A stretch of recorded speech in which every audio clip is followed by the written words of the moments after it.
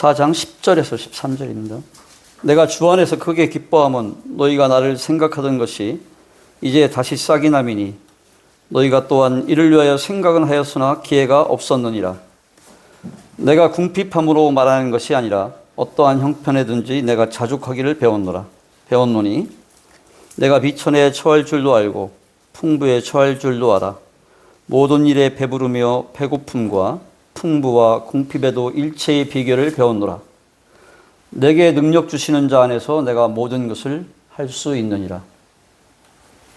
볼륨 조금만 높여주실래요?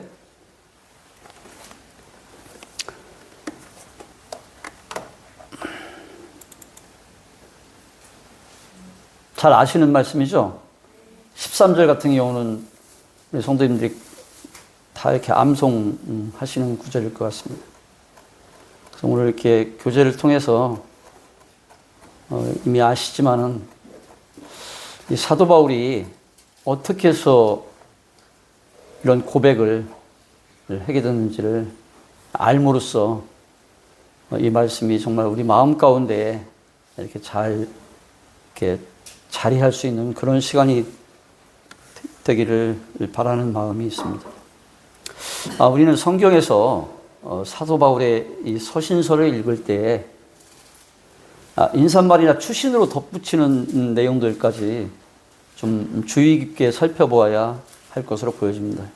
왜냐하면 이 편지의 어느 구석에 보석이 박혀 있을지 모르기 때문입니다. 이 진리에 대한 놀라운 통찰과 교리를 심오하게 밝혀주는 말들이 사도 바울의 서신서를 보게 되면 인사말이나 추신을 가리지 않고 편지의 곳곳에 박혀 있기 때문입니다. 오늘 본문 말씀은 이 편지의 추신이라고 할 수 있겠습니다. 9절에서 본론을 마친 다음에 빌립보 성도들이 개인적인 선의로 자신에게 선물을 보내준 것을 감사를 표시하는 부분이기 때문입니다.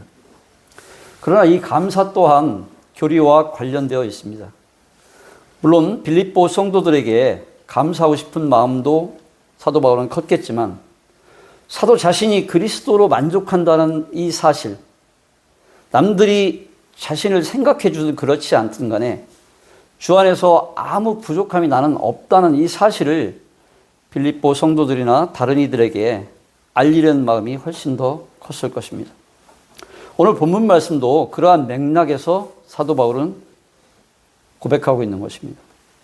10절에 보면 내가 주 안에서 크게 기뻐함은 너희가 나를 생각하던 것이 이제 다시 싹이 남이니, 사도 바울이 지금 기뻐하는데 너희가 나를 생각하던 이제 다시 싹이 난다는 표현을 볼 때 이전에도 빌립보 성도들은 바울에게 피르를 공급했던 것을 우리는 알 수 있습니다.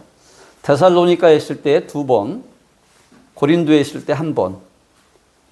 빌립보 4장 15절 16절에 보면 빌립보 사람들아 너희도 알거니와 복음의 시초에 내가 마게도냐를 떠날 때 주고받는 내 일에 참여한 교회가 너희 외에 아무도 없었느니라.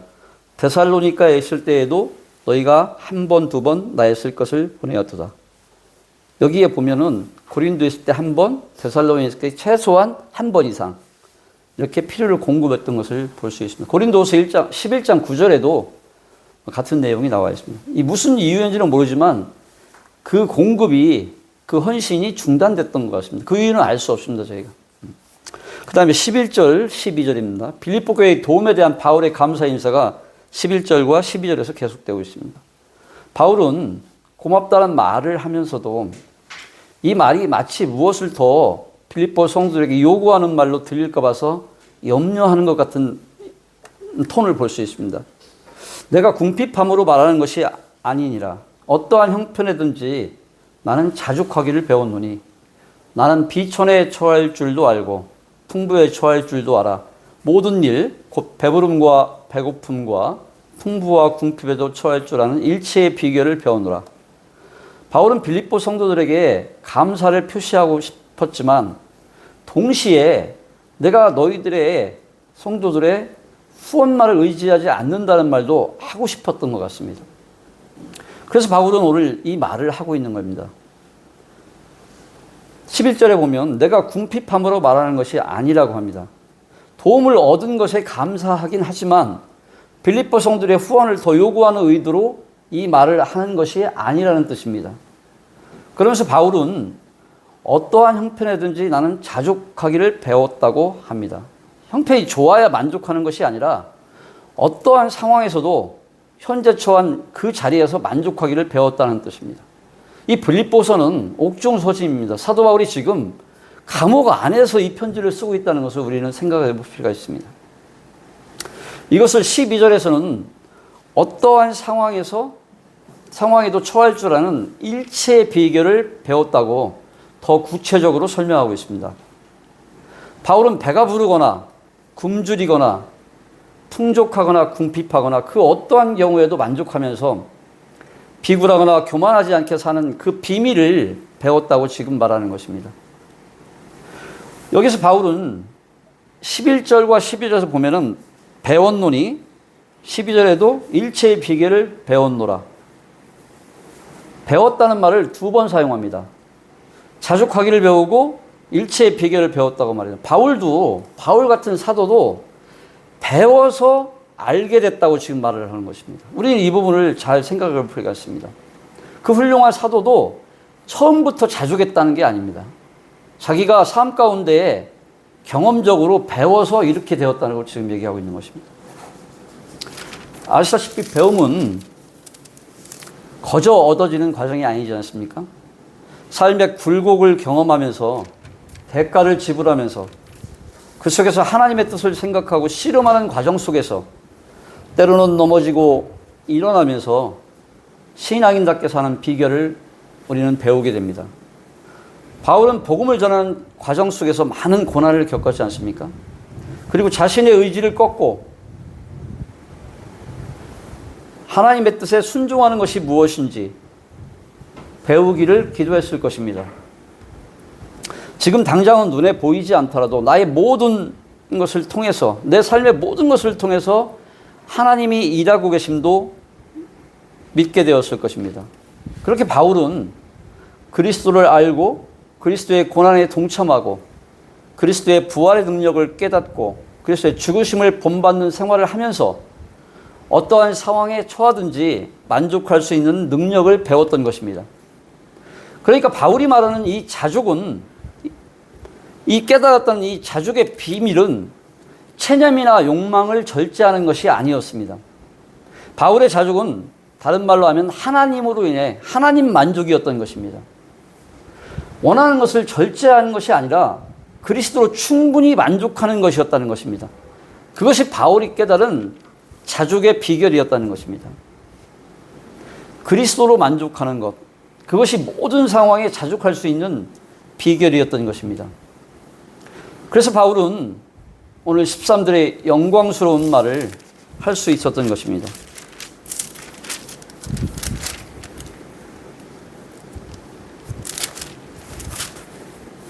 바람이 세가지고 내게 능력 주시는 자 안에서 내가 모든 것을 할 수 있느니라. 바울은 지금 로마 감옥에 있으면서 오히려 역설적으로 말하고 있습니다. 내게 능력 주시는 자 안에서 모든 것을 내가 할 수 있다고 말합니다. 이 말은 하나님으로 인해서 모든 불가능한 일이나 어려운 문제를 해결하는 능력을 소유하게 된다는 말이 아닙니다. 이 13절의 말씀에서 우리가 언뜻 보게 되면 말씀을 오해할 여지가 있습니다. 이것은 어떤 요술방망이처럼 하나님으로 인해서 우리가 모든 것을 이렇게 다 하는 전능자가 되는 것처럼 그런 말씀이 아닙니다. 이것은. 하나님의 도움으로 초인적인 능력을 발휘해서 모든 환경을 이기고 성공한다는 그런 뜻이 아니라는 것입니다.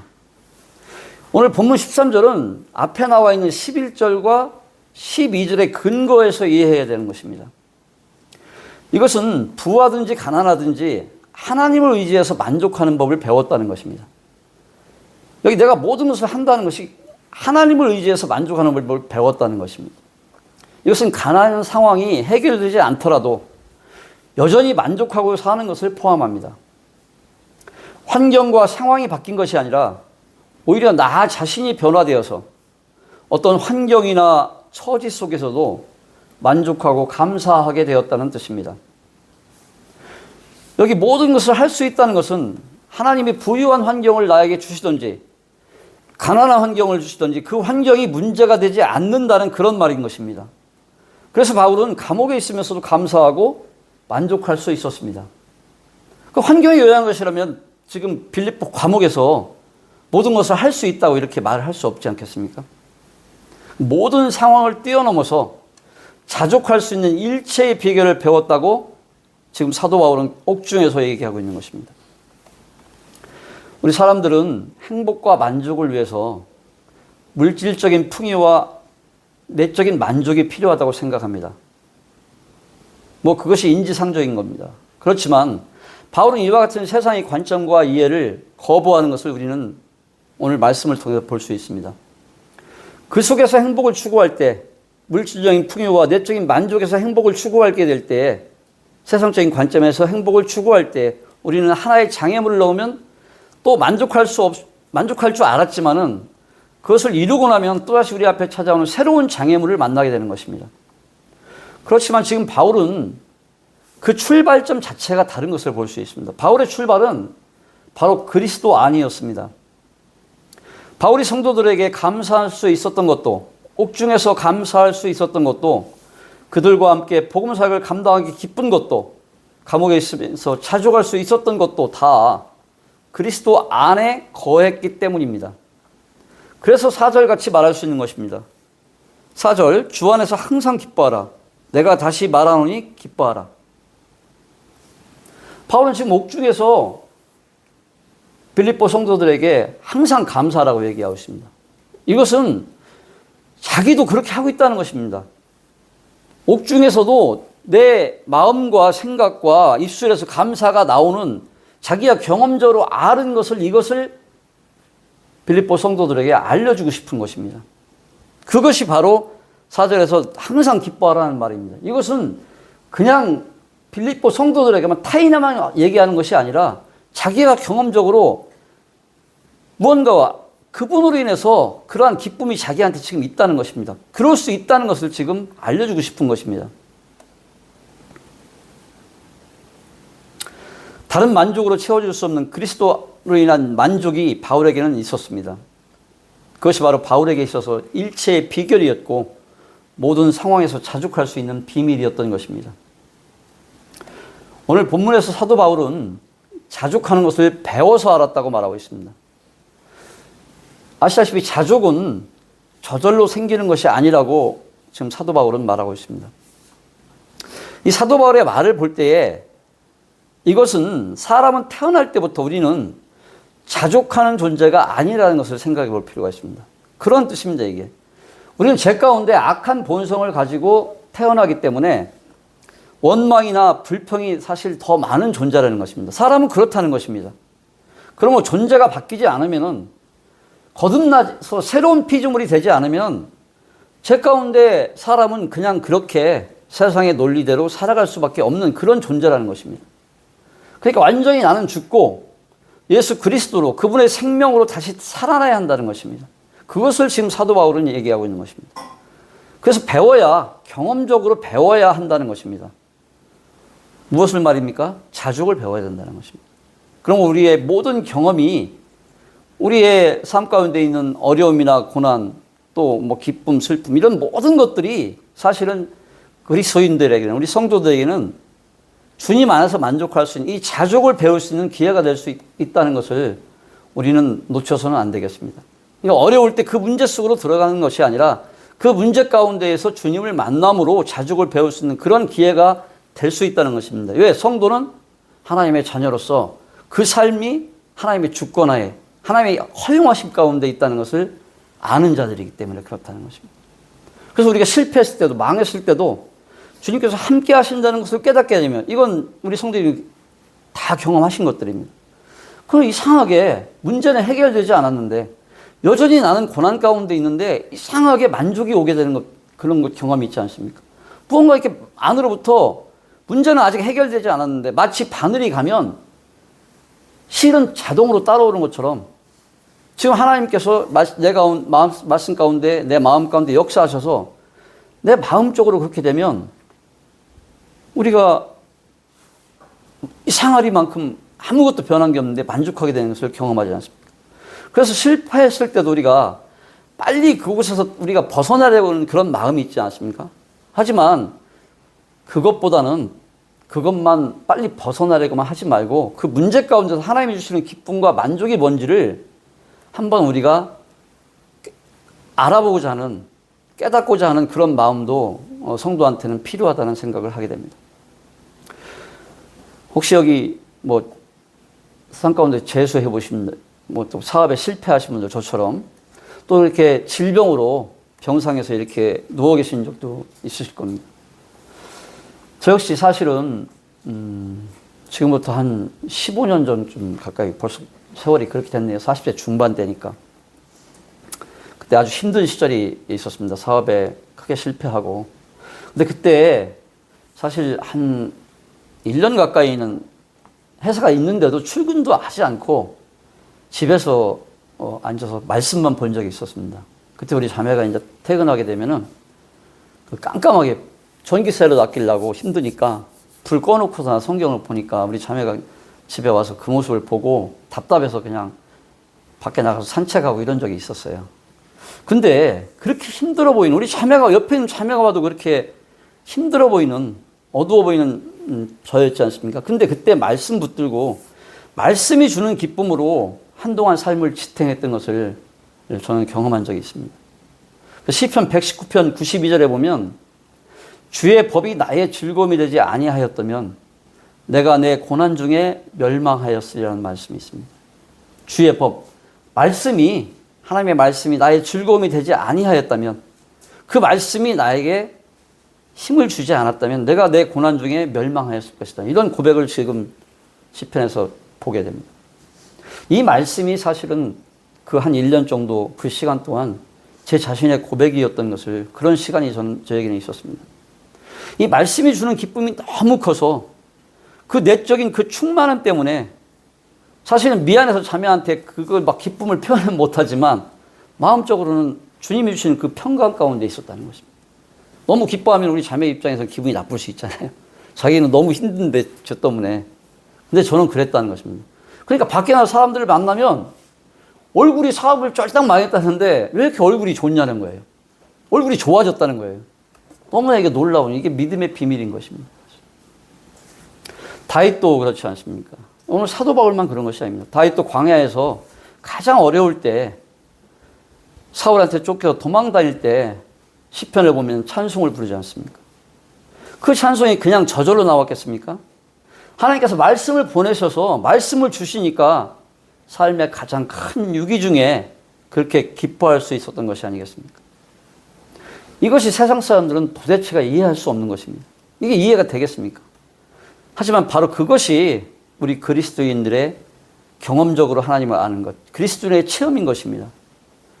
다윗도 광야에서 자족함을 배운 것입니다. 다윗만 그런 것이 아닙니다. 사도 바울만 그런 것이 아닙니다. 하나님께서 사랑하시는 자녀들, 우리 성도들도 마찬가지인 것입니다. 이것은 몇천 년 전에, 3,500년 전에 그때만 있었던 일, 2000년 전에 그때만 있었던 일이 아니라는 것입니다. 어떤 때는 우리가 정말로 고독하고 외로운데 사람들이 이제 주변에서 다 떠나갈 때 하나님께서 이 허전한 마음을 가득 채우심으로 인해서 우리가 자족을 배울 수 있는 것입니다. 이런 경험 아마 개인적으로 조금씩 다르겠지만 없는 분은 적으실 겁니다. 이런 기쁨이 세상에 어디 있냐는 것입니다. 그래서 경험으로 배우는 것입니다. 그러므로 성도인 우리들의 모든 삶이 자족을 배우는 기회라는 것을 저는 아는 것이 성도의 삶 가운데 아주 중요하다고 생각합니다. 우리가 고난을 당해도 그것을 고난으로 그치게 되면 아무런 유익이 없는 것입니다.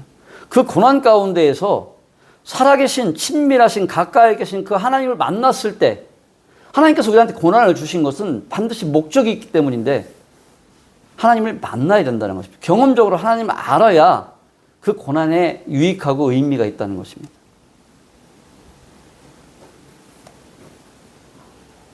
그래서 우리 성도들은 환경에 매이지 않게 되는 것입니다. 환경이 성도를 지배할 수 없는 것입니다.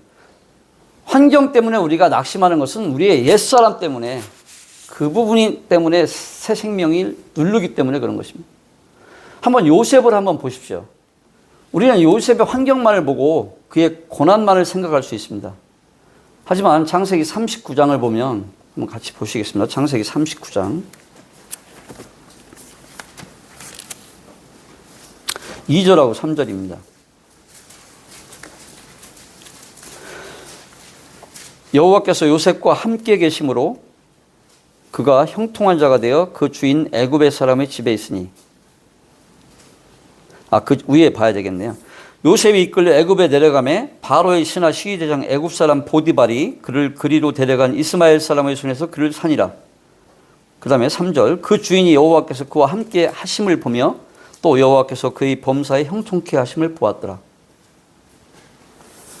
지금 종으로 애굽에 팔려갔지만 어떻다는 거예요? 여호와께서 함께 계심으로, 함께 하심으로 형통한 자가 되었다고 지금 2절과 3절에서는 말하고 있지 않습니까? 노예 신분인데도 오늘 요셉에게는 만족, 이것을 우리가 보이지 않습니까? 눌리지 않고 자족함이 있는 것을 우리는 오늘 본문 말씀에서 볼 수 있습니다. 오늘 39장 말씀에서 볼 수 있습니다. 그런데 39장 뒤편으로 가게 되면 또 보디발의 아내의 참소로 감옥에 들어가겠는데, 요셉이. 정말 고난 중에 고난이 아닙니까? 종으로 팔려간 것도 참 감당하기 힘든 고난인데, 종인데 감옥까지 또 갇히게 되는 겁니다. 그런데 또 21절, 23절을 보시면 여호와께서 요셉과 함께 하시고 그에게 인자를 더하사 전옥에게 은혜를 받게 하심에, 전옥은 23절입니다. 전옥은 그의 손에 맡긴 것을 무엇이든지 돌아보지 아니었으니 이는 여호와께서 요셉과 함께 하심이라. 여호와께서 그의 범사에 형통케 하셨더라. 이 말씀 보십시오. 지금 요셉이 종의 신분으로 감옥에도 갇혀 있음에도 불구하고 무엇 때문에? 하나님께서 요셉과 함께 하심으로 형통한 자가 되었다고 지금 성경은 기록하고 있습니다. 그래서 감옥의 죄수와 모든 죄수와 감옥에 있는 모든 사물을 죄수로 있는 요셉에게 맡기는 이런 놀라운 기적이 있었다는 것입니다. 여기 지금 전옥이라는 것은 감옥을 총괄하는, 어떻게 보면 그 교도소장 정도 되는 겁니다. 그 사람이 다 맡겨버렸다는 거예요. 이런 역사가 일어났다는 거죠. 우리는 39절의 말씀에서 요셉이 환경의 지배를 받지 않음을 보게 됩니다. 요셉은 자족을 배운 것입니다. 하나님 안에서. 저는 요셉을 한번 생각해 볼 때 그가 삶의 모든 순간에 자족을 배운 자라는 생각이 듭니다. 아버지 앞에서 부유했을 때, 채색 옷을 입고 있었을 때나, 애굽의 종으로 팔려갔을 때나, 노예 신분으로 감옥에까지 갇혔을 때에도 저는 이것이 바로 생명이라는 생각이 듭니다. 그때에도 자족하는 요셉을 보면서 그 원인이 어디에 있냐는 것입니다. 그가 누구이기에 일반 사람들로서는 도저히 있을 수 없는 일이 그에게 일어나는 것입니다. 이것은 생명의 특징, 표징이라는 것입니다. 이것은 체념이 아닌 것입니다. 우리가 하나님께 나아가서 회개하고 죄사함을 받고 거듭날 때 우리 안에는 새로운 창조가 일어납니다. 우리의 구원은 우리의 옛사람, 자연적인 생명이 변화되는 것이 아닙니다. 외부로부터 무엇이 사람 안으로 들어오는 문제이고 하나님이 사람 안으로 들어오는 문제라는 것입니다. 그것이 구원이라는 것입니다. 새 성품을 가진 새 사람, 새 생명이 창조되는 문제인 것입니다. 그래서 신자 안에는, 거듭난 사람 안에는 두 본성이, 두 성품, 두 생명이 함께 살아가는 것입니다. 이것은 영적인 기적인 것입니다. 변화가 아닌 영적 창조의 기적인 것입니다. 국어사전을 살펴보십시오. 본성이라는 것은 사람이 본래부터 가지고 있는 성질로서, 고유한 특성으로서 거듭나지 않은 자연적인 생명을 가진 이 세상의 모든 사람들에게는 한 본성만 존재하는 것입니다. 그러므로 한 신자 안에는, 그런데도 한 신자 안에는 두 가지 본성, 두 성품, 두 생명이 있다는 것입니다. 이 사실은 구원받은 성도인 우리 외에는 세상에 어떤 석학이라 할지라도 그가 어떤 철학자를 할지라도 알 수 없는 영적인 비밀, 영적인 기적인 것입니다. 영적으로 출생한 우리만 알 수 있는 거라는 것입니다.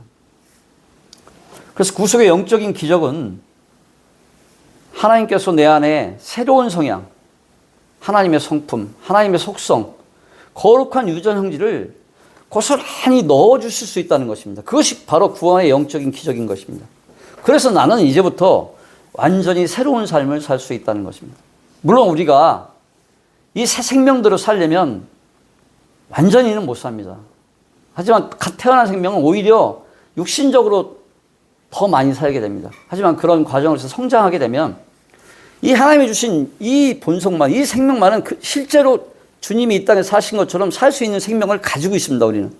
그것을 우리가 항상 알아야, 우리의 정체성을 알 필요가 있습니다. 그럼에도 불구하고 그러면 우리가 왜 그렇게 못 사느냐는 것입니다. 그것은 우리 안에 동일하게 옛사람이 함께 살기 때문에 그렇다는 것입니다. 그래서 마태복음 5, 6, 7장에 나와 있는 여기 산상수훈에 우리 주님 가르침도 사실은 주님께서 우리 안에 심겨진 주님의 속성, 성향, 그 새로 태어난 그 생명을 근거로 말씀하신 것을 우리는 알아야 됩니다. 이걸 모르고 산상수훈의 말씀을 보게 되면 이게 도대체가 이해가 안 되고 그걸 누가 지킬 수 있지?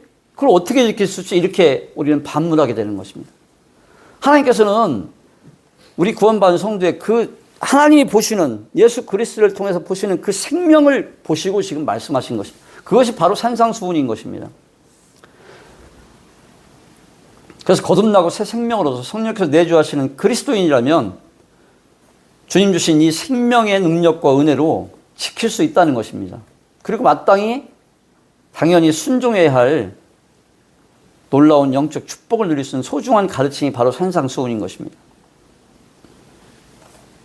사도 바울이 오늘 빌립보서 4장의 말씀은 이 생명을 근거로 말씀하신 것임을 우리는 반드시 인식하면서 이 말씀을 대할 필요가 있습니다. 이 말씀을 그렇게 살펴봐야 되는 것입니다. 즉, 이 표현은 자신의 능력을 자랑하는 것이 아닙니다. 언뜻 보면 자랑하는 것 같지만 결코 그렇지. 그리스도가 공급하시는 그 힘을 선포하는 것입니다. 그 생명의 능력을 말하고 있는 것이기 때문에 어떻게 보면 하나님을 향한 겸손함으로 이 13절을 말씀하셨다고도 볼 수 있겠습니다. 내게 능력 주시는 자 안에서 내가 모든 것을 할 수 있느니라. 13절 말씀입니다. 이 13절 말씀은 이 비결에 대한 궁극적인 설명을 제공해 줍니다. 내가 찾은 진정한 비결은 내게 계속 힘을 불어넣는 분이 내 안에 계셔서 그가 나를 지탱할 수 있도록 강하게 해주신다는 것입니다.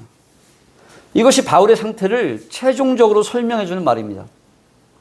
그리스도가 모든 환경, 모든 가능성, 모든 불의의 사건들을 넉넉하게 감당케 해주신다는 것입니다. 바울은 오늘 본문 말씀을 통해서 중요한 신약 성경의 교리를 소개하는 것입니다. 그것이 무엇입니까?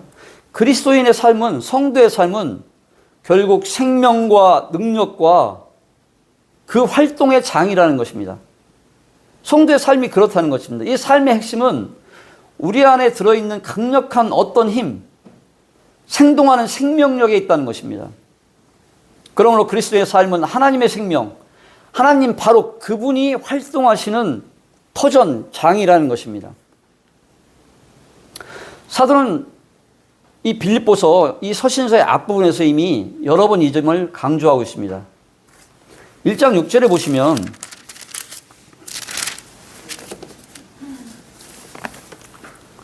너희 속에 착한 일을 시작하신 이가 그리스도 예수의 날까지 이루실 줄을 우리가 확신하노라.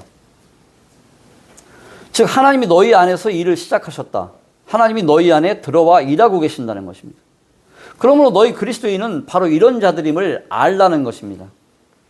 하나님이 우리 안에서 일하시고 우리를 통해 일하신다는 것입니다. 2장 12절 13절에서도 두렵고 떨림으로 너희 구원을 이루라. 너희 안에서 행하시는 이는 하나님이시니 자기의 기쁘신 뜻을 위하여 너희에게 소원을 두고 행하게 하시나니. 하나님은 그 기쁘신 뜻을 위해 우리 안에 소원을 두고 행하게 하신다는 겁니다. 우리의 가장 고상한 생각이나 열망이나 의로운 의도들은 다 하나님에게서 오는 것입니다. 우리는 악한 본성을 태어나기 때문에 옛사람에게서는 이런 행동들이 나올 수 없는 것입니다. 하나님이 친히 그것들을 우리 속에 불어넣어 주십니다. 단순히 우리 혼자 활동하는 것이 아니라 하나님이 내 안에서 활동하신다는 것입니다. 사도 바울은 이 능력과 생명에 계속 관심을 쏟습니다. 그래서 그리스도인은 본질적으로 새 생명을 받은 자라는 것입니다. 그리스도는 단순히 착하거나 점잖고 도덕적인 사람이 아니라는 것입니다. 하나님의 생명이 그 속에 들어온 사람, 하나님의 에너지와 능력과 생명이 그 속에 들어온 사람이라는 것입니다. 바로 이 생명이 우리를 그리스도인으로 만드는 것입니다. 바울이 여기에서 말하는 바가 바로 이것입니다. 이 생명 때문에 나는 모든 것을 할 수 있다는 것입니다. 그 문제를 해결해 주시든 해결해 주시지 않던 할 수 있다는 것입니다. 바울은 승리의 토대가 그리스도와의 연합에 있음을 보여주려 하는 것입니다. 그리스도인이 된다는 것은 단순히 그리스도의 가르침을 믿고 따른다는 뜻이 아니라 그리스도와 친밀하게 연결됨으로써 그분과의 친밀한 관계 가운데 그의 생명과 능력이 우리 안에서 역사하게 된다는 뜻입니다. 바로 그것이 그리스도인이 된다는 것입니다. 우리가 그리스도 안에 있다는 뜻이며 그리스도가 우리 안에 계시다는 뜻입니다.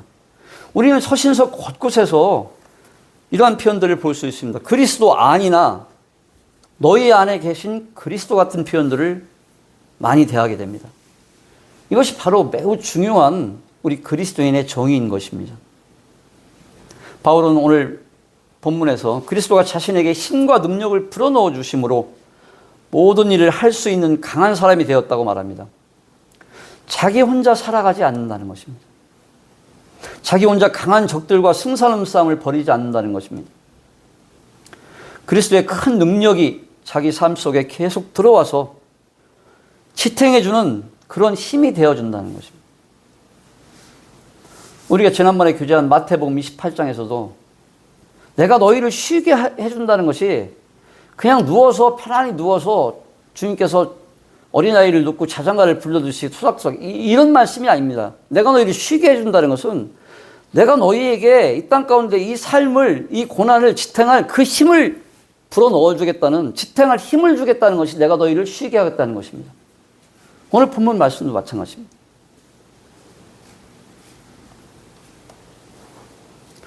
그리스도의 큰 능력이 자기 삶 속에 들어와서 힘이 되어준다는 것입니다. 바로 그 힘으로 나는 모든 일을 할 수 있다는 것. 문제가 해결되지 않아도 그분으로 그리스도가 주시는 그 힘으로 그분으로 인해 만족할 수 있다는 것입니다. 그래서 우리 13절을 11절과 12절의 근거에서 봐야 되는 것입니다. 그래서 내가 모든 것을 할 수 있다는 것에 대해서 오해하지 않아야 되겠습니다. 오늘 본문 13절은 바울이 한 많은 말들 중에서도 정말 하나님께 가장 영광스러운 말이 아닐까 생각됩니다. 그는 평생 숱한 고난을 겪었지 않습니까? 이 편지를 쓸 때도 사도 바울은 감옥에 있었습니다. 그는 여러 가지로 좌절을 겪고 있었고 박해를 받았고 조롱과 멸시를 당했습니다. 1장에서 보듯이 때로는 같이 동역하는 사람들에게도 아주 실망스러운 일을 당했습니다. 그의 처지는 아무리 용감한 사람이라도 낙심할 만한 것이었습니다. 게다가 언제 무참히 이 옥중에서 순교당할지조차 알 수 없는 그런 상황에서 오늘 본문의 말씀을 했던 것입니다. 어떻게 할 수 있었냐는 것입니다. 그런데도 내게 계속 힘을 불어넣어 주시는 그분 안에서 그분을 통해서 나는 모든 것을 능히 견딜 수 있고 참을 수 있다는 것입니다. 바로 자주 갈 수 있다는 것입니다. 자주 갈 수 있다고 강력하게 도전하는 것입니다. 13절에서 우리는 정확한 유치를 지킬 필요가 있겠다고 보여집니다. 말씀을 잘 보십시오. 내게 능력 주시는 자 안에서 내가 모든 것을 할 수 있느니라. 그리스도인의 삶은 나 스스로 사는 삶, 내 힘으로 사는 삶이 아니라는 것입니다. 그분 안에서라고 하지 않습니까? 내게 능력 주시는 자에서, 그리스도 안에서.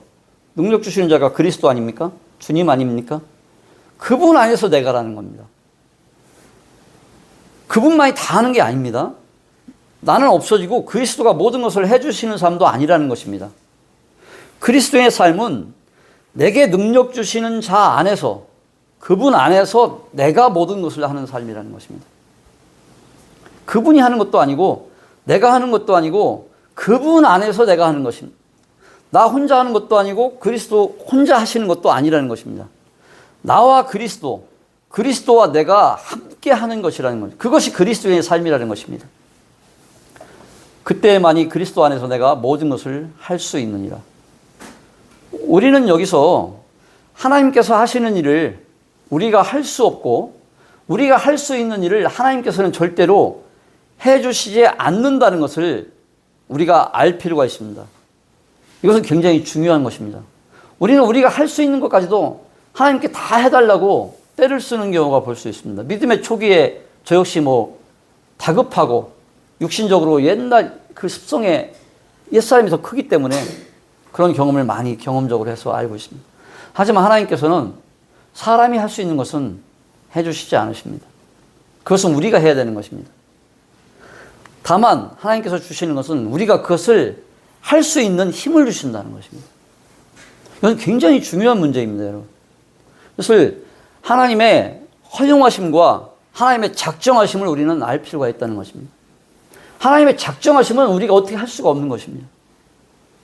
우리는 하나님의 허용하심 안에서 그분의 안에서 할 수 있는 것입니다. 그렇다면 오늘 본문 말씀에서 우리는 사도 바울처럼 어떻게 이 능력을 얻을 수 있냐는 것입니다.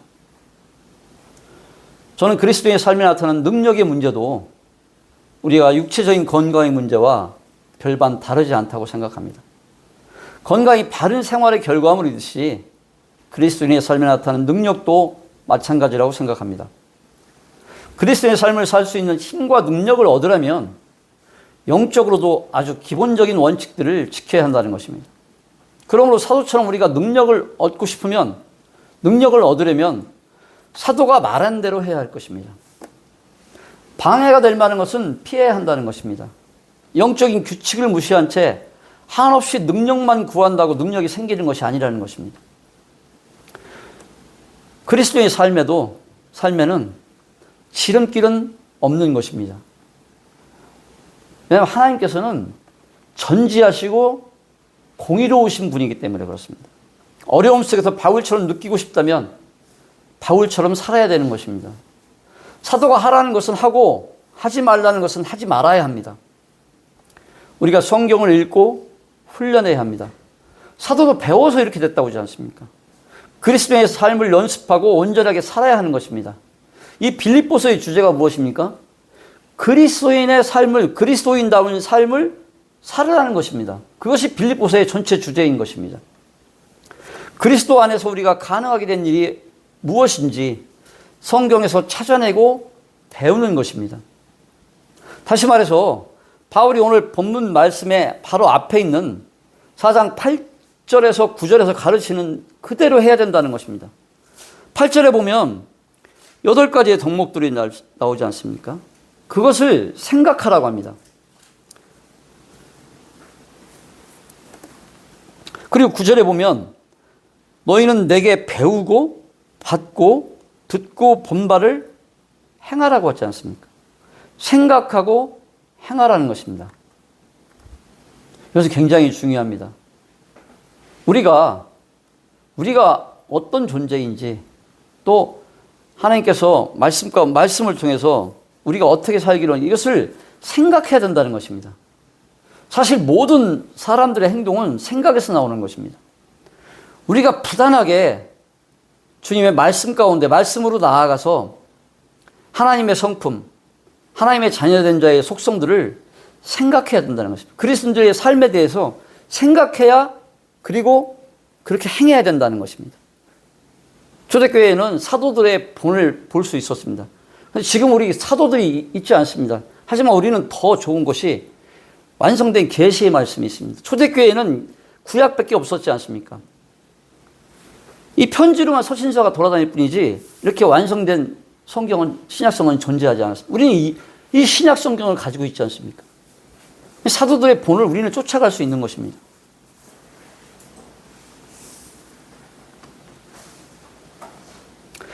저는 바로 이 말씀이 그리스도 안에 거하라는 의미가 바로 이것이라고 생각합니다.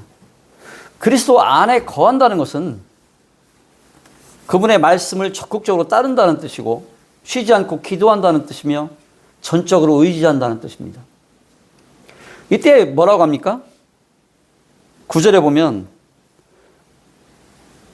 그리하면 평강의 하나님이 너희와 함께 하시리라. 생각하고 행하게 될 때에 본을 쫓아가게 될 때에 하나님의 주시는 평강이 하나님의 평강이 우리에게 있다는 것입니다. 오늘 본문 4장 13절에 있는 말씀과 비슷한 맥락의 말씀이 히브리서 13장에 나옵니다. 히브리서 13장 5절과 6절을 함께 보시겠습니다. 히브리서 13장 5절과 6절입니다. 돈을 사랑치 말고 있는 바를 족한 줄로 알라. 그가 친히 말씀하시기를 내가 과연 너희를 버리지 아니하고 과연 너희를 떠나지 아니하리라 하셨느니라. 그러므로 우리가 담대히 말하되 주는 나를 돕는 자시니 내가 무서워 아니하겠노라. 사람이 내게 어찌하리요.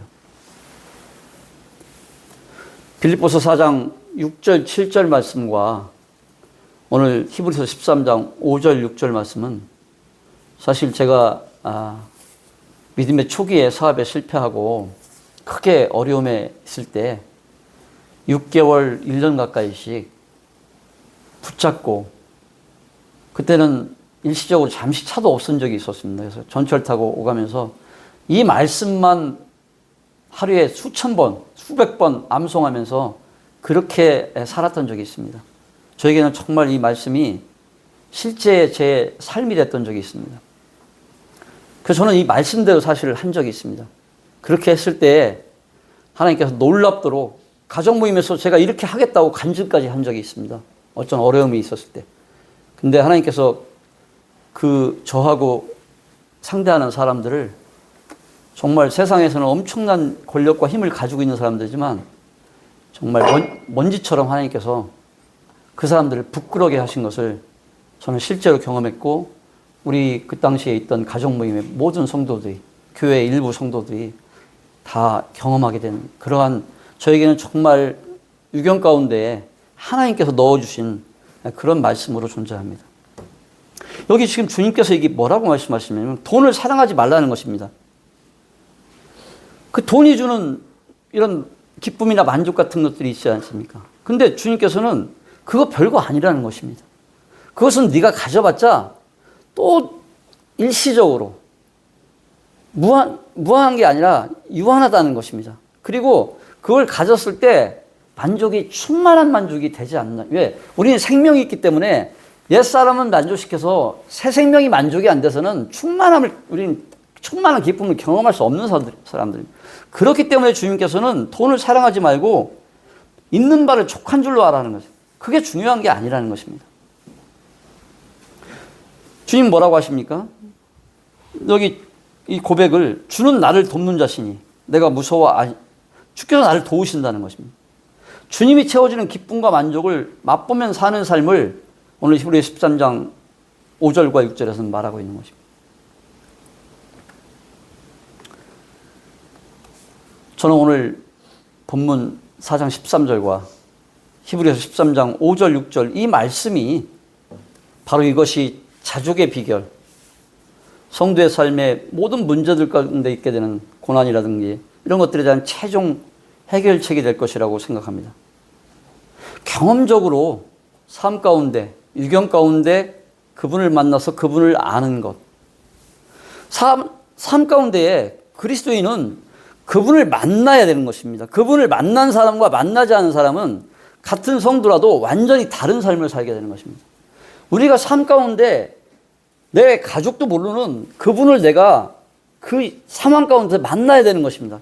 이것을 만난 사람은 믿음의 기복이 없게 되는 것입니다. 그 만난 그 기쁨 때문에 주님이 내 삶을 만지고 내 마음 가운데 역사하신 것을 주님의 그 손길을 경험한 사람은 흔들림이 없게 되는 것입니다. 그 기쁨 때문에 믿음이 부쩍 이렇게 뛰어넘게 되는 것입니다. 그런 것을 많이 경험할 때마다 우리는 믿음이 한 단계씩 점프하게 되는 것입니다. 하나님을 만나는 것입니다. 돈이 없어도 된다는 것입니다. 그러려면 우리가 어떻게 해야 될까요? 말씀과 기도밖에는 없는 것입니다. 말씀을 통해서 하나님 우리를 만나십니다. 그래서 우리는 성경의 언어들을 말씀을 많이 대함으로써 언어가 우리 안에서 잘 이렇게 맞춰지면서 성경을 볼 때 그 언어들이 이렇게 조합이 되면서 마치 우리가 외국어를 배우듯이 그럴 때 큰 파워가 생긴다는 것을 우리는 경험적으로 알아야 될 필요가 있다. 말씀을 가까이 하고 기도로서 또 그분을 만나야 하는 것입니다. 우리가 하나님을 만나는 게 하나님 보이시지 않고 어떻게 만납니까? 말씀을 통해서 만나는 겁니다. 또 기도를 통해서 그분을 대면하고 그분을 만나는 것입니다. 이 말씀과 기도를 빼면 그리스도의 삶은 아무것도 남지 않는 것입니다. 이 주님께서 채워주시는 이 자족을 맛보시는 오늘 우리 용인 동백교회 성도님들이 다 되시기를 바랍니다. 진정한 힘은 우리가 하나님께 푹 빠져 있을 때 그때 나온다는 생각을 하게 됩니다. 감사합니다. 기도하시고 오늘 말씀을 마치겠습니다. 아버지 하나님, 오늘 빌립보서 4장 말씀을 통해서 우리 사도 바울이 옥중에서 이 하나님이 주시는 그 기쁨을 경험함으로 자랑한 것이 아니라 그분 안에서 주님이 주시는 그 생명력 안에서 모든 것을 지탱할 수 있다고, 감당할 수 있다고 고백하는 것을 보게 되었습니다. 이 말씀이 우리 마음 가운데 잘 자리해서 우리의 삶 가운데 어떤 만나지는 부딪히는 상황 가운데 역사할 수 있는 데까지 저희 함께 교제하신 성도님들의 마음이 생각이 다다를 수 있기를 간절히 간구를 드립니다. 교제해 주심에 감사드리고 우리 주 예수 그리스도의 이름으로 감사하며 기도드립니다. 감사합니다.